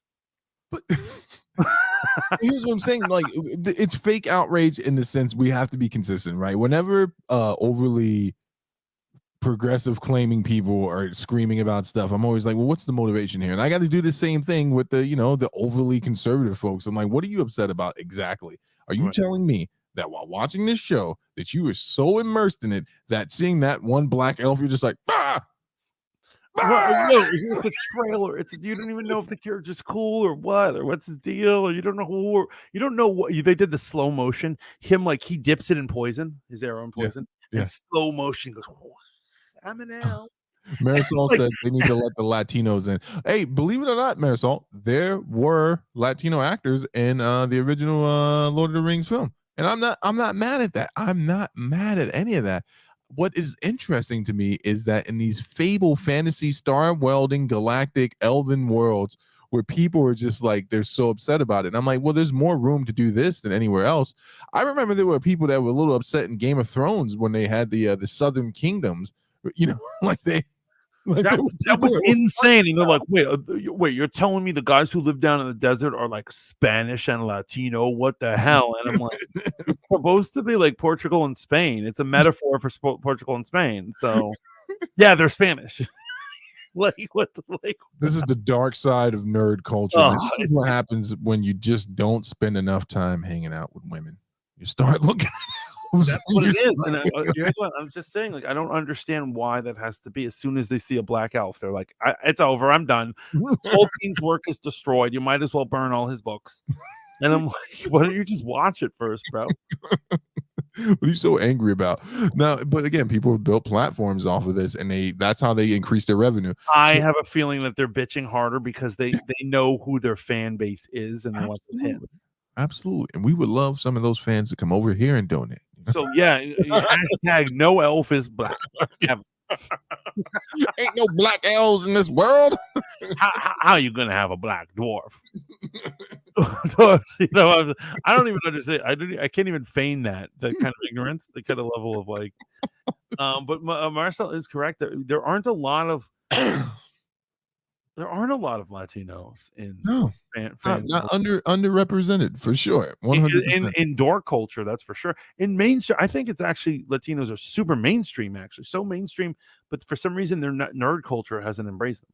Bro, America Chavez will probably be, in my understanding, the first Latino to have a main character arc in the MCU. And it's been like 15 years or some shit. Yeah. Kevin Feige had to fight to get Black Panther a movie. There was a man that was like, Black Panther. That was controversial. He's like, just the sound of it, right? It's true. The sound of it does sound like it's a movie about burning down the White House. But like, why aren't Latinos more mainstream? I don't get it. I'll tell you why. I'll tell you why. There he comes. Because here's the crazy thing, right? No, this is something that's going on in Hollywood for a while, man. So you look at a movie like what is this? Scarface. Right? The main roles in that movie went to Al Pacino and a few other older white gentlemen, right? You look another movie, Al Pacino is in Carlito's Way. Right? They filmed in historical Spanish Harlem and they made Al Pacino a Puerto Rican. Yeah. And that accent he did in that movie, I was just like, I didn't even understand what was going on. It's not an accent from the planet Earth. And it doesn't sound like anything. It doesn't sound like any person I've ever encountered anywhere. That is crazy. And people love to imitate him. They're like, I'm like, it's I Carlitos way. I'm like, what are you What are talking you talking about, bro? Like, did you like- even grow up in New York? Have you yeah, but I really do believe that it goes back to the novellas, right? And the independent media in Latin America. I think that Hollywood has always had a bit of, now this is all conjecture. I think that old school Hollywood has always had a bit of a hatred towards them having their own market, right? And if they can't control their market, now they've obviously bought out a lot of the studios. A lot of people don't know that ABC owns most of those networks that we grew up with. You know, you see your grandmother watching me come home. My grandmother didn't speak a lick of Spanish. She was watching novellas and stuff. Yeah. Most of those networks are owned by big corporations now, but I really do believe it was because of the independent media, and they punished the Latin community for it. So let me ask you, would you be upset if an Avenger was race bent to Latino? Or No, I'm going to remain consistent. Are you talking about taking a major character and just for no reason at all, changing it when you have Latino characters in Marvel Comics? Huh? Besides American Chavez? Yeah. No, that should be put into the MCU. That should be put into we haven't seen yet that they could, on the spot. Street level characters, I would need a second because wait, what's your criteria? Because you're pretty strict about who should be Latino, whoever, and a Marvel character, Latino. Here's a good one. You got Doctor Strange coming up. I always forget the young lady's name. Do you know in Doctor Strange's one of his later arcs where he loses the mantle as Sorcerer Supreme, Loki somehow becomes the Sorcerer Supreme after Brother Voodoo? Yeah, there is a young lady that becomes his apprentice, and she's Latino. And she actually has an amazing story arc in his story, and I can never remember her name. I would love to see that character in the MCU. There was what is this guy's name? And the X-Men, 4 prominent Latino characters. Never saw them in the movies. No, we did not. I agree with you on that. No, you don't. X-Men's always been. You don't. No, you don't. You are a woman-hating, black elf, Latin elf-hating, Republican piece of shit. I want to make Cyclops black, so I get a pass. What? Cyclops should be black. I honestly think the guy who played Candyman should be him. First, don't say that name. Secondly, there's no reason to make Cyclops black. You got black and Latino characters. Just please give them a more give him edge. He's always just been like a regular white. Black doesn't equal edgy. Is Alfonso Rivera edgy? He is. But in like a weird way, in like a very weird way. You know that dude. That dude fell on real hard times after Fresh Prince, right? Who, Alfonso Rivera? Yeah, I'm not surprised. Well, no, after Fresh Prince, he had the show that he was on with LL Cool J for about 4 seasons. But I'm saying like later on in the scene. This is later on in the scene. He used to do sad boy memes on the internet. Really? Like his life, yes, later on, like, yeah, he immediately after Fresh Prince he was doing all right, but eventually in like the 2000s, like he was nobody. And it really sucks that you're an actor and you can't get work because everyone thinks of you as Carlton. Yeah, because you get typecasted. But I'll say this, he's winning at the game of life, has a beautiful wife that he's been with forever, has a beautiful family. That's what I'm winning. And meanwhile, Will Smith is stuck with that bum-ass Jada Pinkett. So it was one of the stipulations of Will Smith's deal with the devil. Oh yeah. I believe that he did a deal. Lucifer was like, well, one last thing on top of all the success, have you met Jada, my daughter? My daughter / wife. He's like, what? He's like, yeah, there are gonna be situations like that and going forward in your relationship. Just roll with it. Jada Shakur just says. Yeah, well, can you check in with the green room? I am. It's flying, it's actually burning up in here. I love you guys. But and here's the thing, man. In regards to shit, I just broke my camera. I gotta stop playing with. I'll take this guy anywhere. What are you doing? No, what is that? A rugby ball? Yeah. Play American sports. You're filthy. Real man's game. Unlike this American football you play. So, I mean, on top of the other things going on with the Lord of the Rings show, I actually really enjoyed the trailer. I thought it was just the greatest type of teaser. Though. It doesn't show. Yeah, it was a teaser, man. But I'm a big Lord of the Rings fan. Now, let's go back to the licensing thing and the rights thing, right? This might actually work out in their favor because they don't have to get locked into that story, right? They could actually build something really, really good. Now, is Peter Jackson associated with this in any way, shape, or form? I do not believe so, no. Even better. Not that Peter Jackson he isn't amazing. In fact, I want Peter Jackson to direct and write a Marvel film before this whole thing wraps. Oh my God. If he did like Avengers 5 or 6 or something, Would be a 3-hour movie, like epic movie. He could do a 3-hour movie and then like have a DVD, or I don't know if there will be DVDs then, but yeah, he'll have a special where he's like DVD. Why do you keep talking about porn items tonight? I don't understand what's going on with you. These are porn items. No, but the idea is that could be like, and he'll have a 4-hour extended cut of whatever the movie was. That would be dope. I think it's gonna be good, man. Can we let's get off Lord of the Rings for a second here, because we almost didn't add something to it, but I do want to get your thoughts on it. Black Adam. The teaser trailer dropped. Super Bowl teaser trailer. Rock looks amazing in the costume. He looks amazing as Black Adam. I'm actually really happy he doesn't have the receding hairline with the ever so prominent widow's peak, but it looks, looks good. I actually wanted that. What? Yeah, here's what I'm saying. If you're going to play a notable character, right, at least dress up like them. And an example is in the new movie Uncharted. I see Tom Holland and I was like, he's supposed to be Nathan Drake. He's a baby, and Nathan Drake's supposed to be like 40. Right. And so then there's Mark Wahlberg standing next to him on the poster, and I'm like, who the fuck is this dude? And then they're like, he's Sully, and Sully in the video games has gray hair and a mustache. I'm fucking Burt Reynolds. Like, so this is like their early so I'm guessing this is downgrade, but at least Mark Wahlberg could at least put on a fucking mustache to remind us that he's this Mark Wahlberg could put on blackface and I would still know it's him. Like, there's no changing that guy's face. I'm not trying to change his face, but dress up like the character in question. So The Rock should have given him a hairpiece that looks like it. Here you go. He looks like he's in a fast. This is the Hawkeye thing again, man. You need help, bro. No one wants to see that. You need help. You need help. Nobody wants to see that prominent freaking receding hairline widow's. I don't want to see. Here's what it is. The Rock is too much of a celebrity to dress up like the role for any roles. No, that's not true. When he did that garbage ass movie Hercules, he put on a fake beard and wore a horrible wig. Wait, he did Hercules. When was Hercules? Yeah, he did Hercules. Oh, you don't remember this? Everyone was super hyped for this because you remember back in the day when you would buy a comic book and there would be magic card advertisements, and they would have that really great graphic art, like gothic artwork and stuff like that. Yeah. And so a lot of the shots from the trailer for the Hercules movie, even your girl Grace Randolph said this. Shout out to Grace Randolph. We need that Grace Randolph money. Grace Randolph, what up?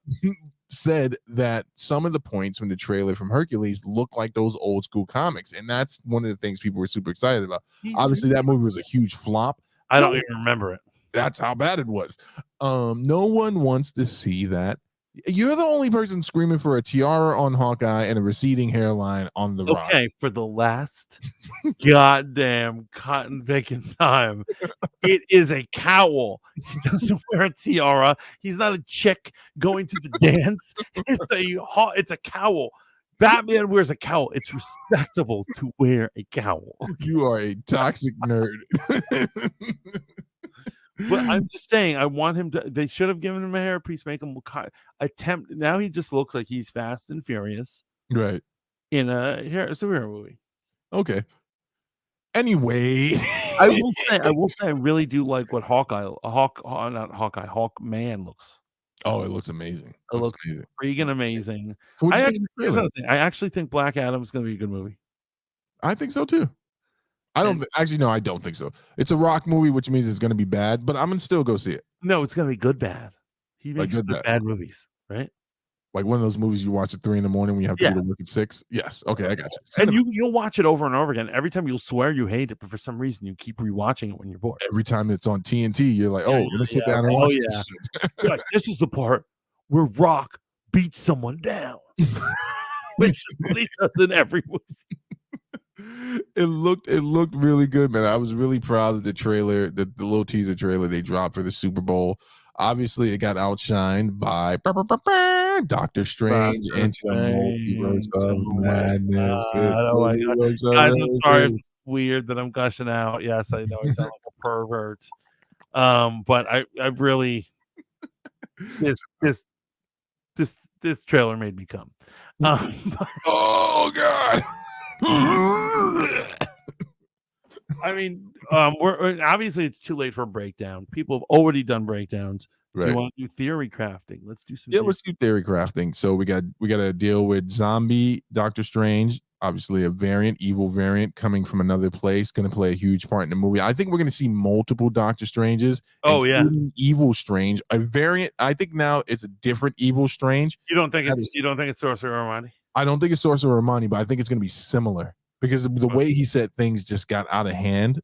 I really do think it's another Evil Strange. If that's not Zombie Strange itself, I believe Bloodied Wanda is another Wanda that went through a similar situation in her universe, and she's going to absorb Wanda from mainline MCU universe. Her and she's like, "I'm in charge, bitch." Yes. And I think she's driving her crazy. I don't think that's Kang fighting Wanda in that short scene. I do believe that I think it's Maria Rambeau. Yeah, I believe it's Maria Rambeau.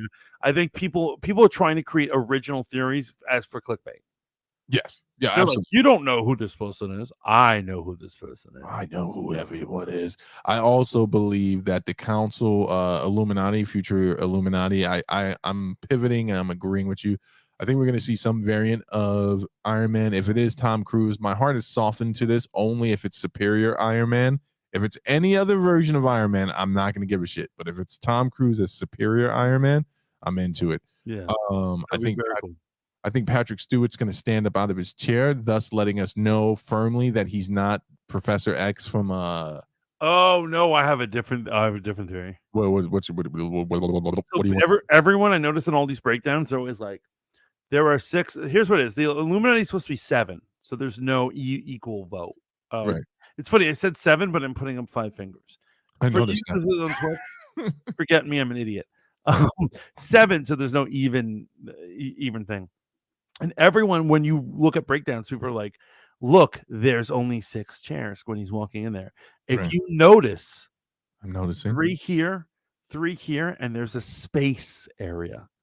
I think he's gonna wheel in as the he's number 7, but he's King Bitch.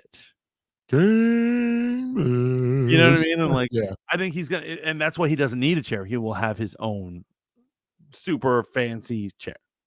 Bro, I don't think this movie concludes with and I don't think it has an actual conclusion. I'm still sticking firm to it's going to lead us. Like, I think it's going to end, right?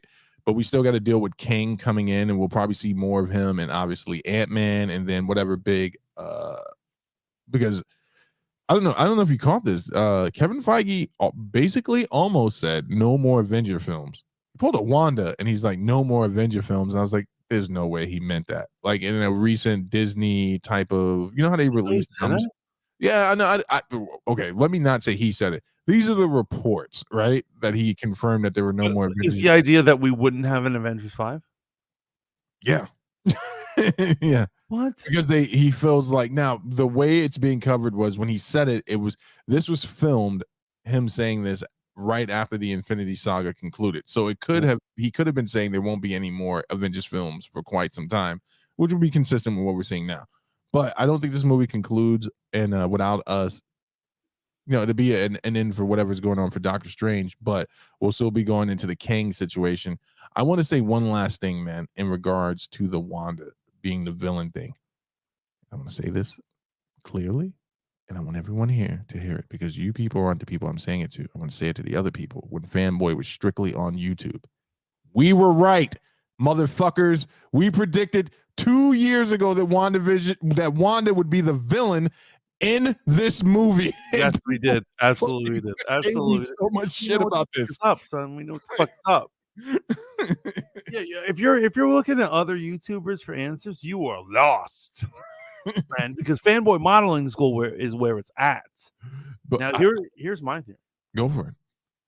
My theory is we got Maria Rambeau as Captain Marvel, but that's not just, she's not the only one. Here's what it is. A lot of people are like, will Captain Carter be on the Illuminati? Here's the problem. Illuminati is made up of the smartest people in the multiverse. She's not the smartest person. Hold up for a second. Captain America was a member of the Illuminati, and he wasn't smart enough to remain on the team. I agree. However, I don't think they're going to do that confusion. Here's what I think is going to happen. I think that the Illuminati is going to be all smart people like we think. It's going to be Namor and Black Panther and and Reed Richards and all these other guys. And I think that what's going to happen is when there is a fight and breaking down, I think we're going to see an alternate, as Kevin Feige said years ago. He said, we're going to do some interdimensional stuff. You may even see an alternate version of the Avengers. I think that's where we're going to see the new Captain Marvel. But I think that's just one Avenger. I think there's going to be multiple alternate Avengers, including alternate Hulk. I think John Krasinski is not playing Reed Richards. I think he's playing Captain America. I don't want that, but that's Carter. cool. Or it will be Carter. I actually really enjoyed Agent Carter. Captain Britain, Agent Carter. What is the official name? I'd say Captain Britain. Carter. What? It's Captain Carter, right? I mean, yeah, she's Captain Carter, but I think she's Captain Britain, no? I just call her Superior Wonder Woman. Don't ever say that. I love Wonder Woman. Don't you ever say something bad about Wonder Woman. I will cut you. I will find you. I will cut you like you're a fish. I got another theory about this movie, right? I don't think we're going to get to see it. I'm worried that we're not going to get to see an all-out magical battle between Wanda and Doctor Strange, because I think she's going to sun him up. I think it's going to be one of those Shakespearean things where he's going to be too worried about his consequences for tampering, and by the time he realizes that Wanda's a real threat, he's going to be too diminished. I think they're going to Bane Batman Doctor Strange. Do you remember when Bane showed up in Batman? Yeah. Batman had to fight all the villains that Bane released from Arkham, and by the time Bane actually he was exhausted. He was exhausted from fighting all night from these guys. Exactly, and I think that we might see something like that.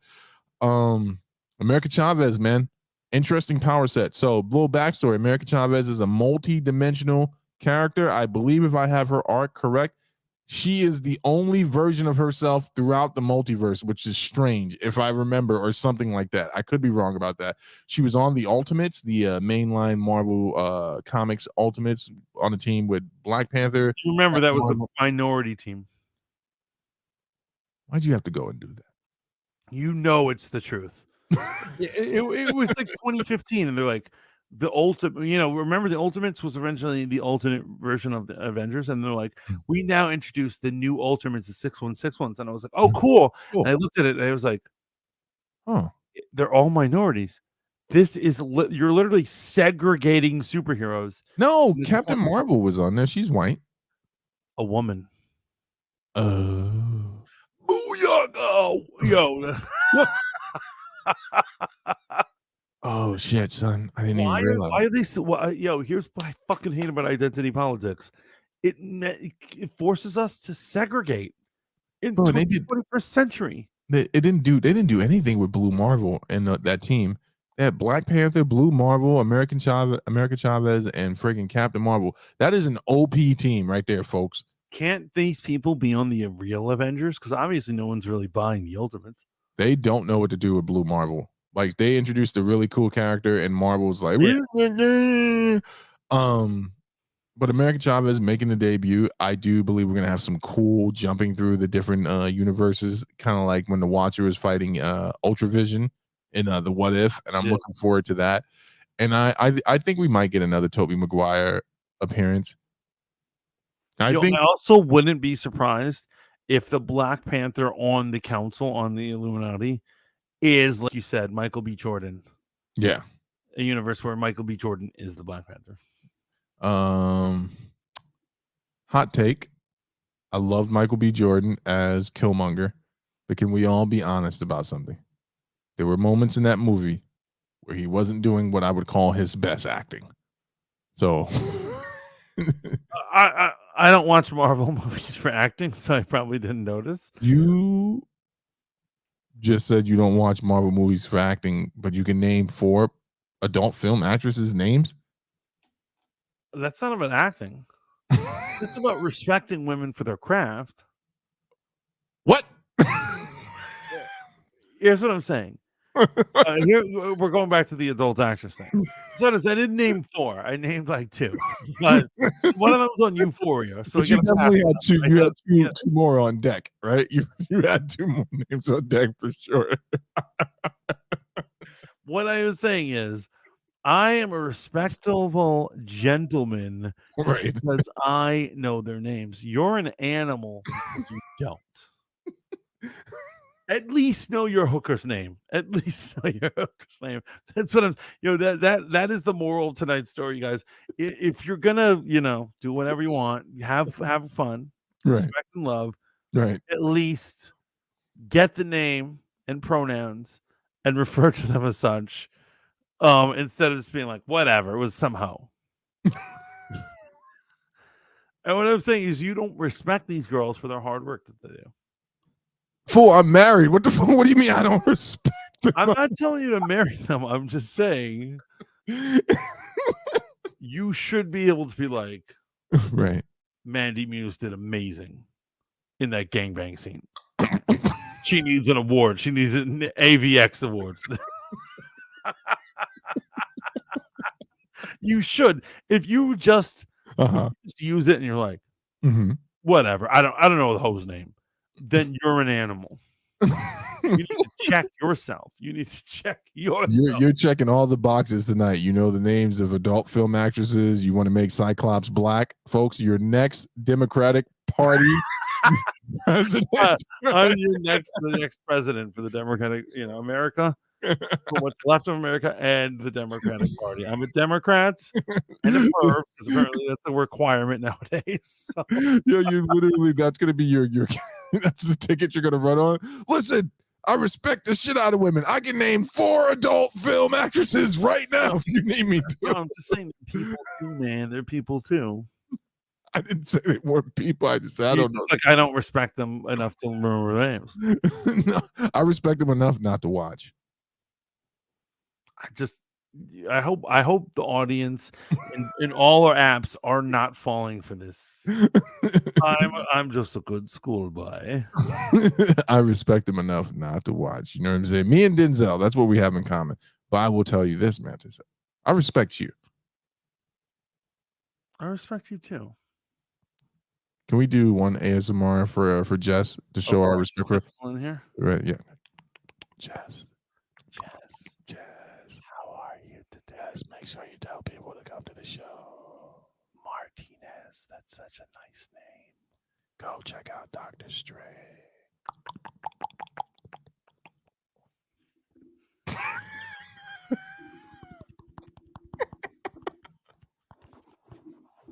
Yes. Sorry, I just went with the ASMR-ness. For those of you on the audio app, yes, I started to blow my mic. Oh, we do not live in fear of getting canceled. Wait, I do know a porn actress's name. What was that chick from the 60s? 60s. Guys, pray for hold up right now. I do know one. Bally Good Time. Was that her name? I don't know this chick. I only fuck with modern contemporary women. I only watch the finest of porn. Connoisseur, if you will. I'm curious. Check in with the chat real. Do they hate me? No, everyone loves you, man. Public says Mantis is single-handedly managed to offend every sensibility that I have. I pray that one day that he finds a way to live in a more concise and clear connection to the rest of humanity. Laney says that I can't believe that I've wasted so much time trying to build Mantis up as a streamer. It's clear to me now that he hates women and he hates minorities as well. Holy shit. I was like, the first one really offended me, and the second one really, really offended me. They did not say that. No, people love you, man. What are you talking about? Okay. That was off the top. I'm doing it because of hashtag feminism. Women have a right to their own, use their bodies the way they wish. So that's for them. Well, the Mantis is that's all I'm trying to preach. He hits the music. This has been an amazing episode as usual. I love you, brother. I love you too, man. You know what? In this harsh world where people can lose everything they have for having an opinion, I'm glad that I'll lose most things with you, my friend. Absolutely. We're gonna be on the raft. They're gonna send us on a raft. Get the fuck out of our country, because a certain political party will take over and they'll be like, you're not allowed to say or do anything. I know it's gonna be horrible. And then we're gonna be streaming from a raft headed to Canada. I don't know if there's water between us and I don't know what Canada is really, but we're just gonna be streaming to each other. We're gonna have a can. Like the chat is, and we're making up the chat as we go along. We have little dolls that represent people. Like, oh, public, you're so crazy. And then we shake it, and we're like, oh, this is public laughing. Thanks for the comment, Laney. It's a fish. Oh man. You did this to us. You set us free, so now we're full of violence. Yo, shout out to you. Another episode of Fanboy Modeling School. Mantis, you want to promote anything?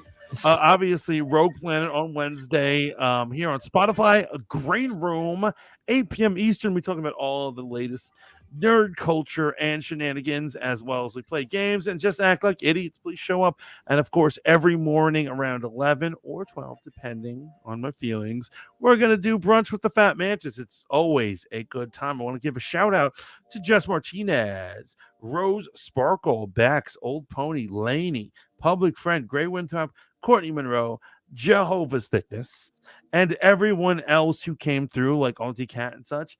Thank you for supporting us here on the FanBoy Modeling School. As I'm going to take it away, Steve. What do you want to do? It's your boy, Steve. Real name, no gimmicks. Moments away from being canceled. I appreciate everyone for coming through and supporting us on Twitch and YouTube. Make sure you tune in Monday for more Fanboy Modeling School, obviously 10 p.m.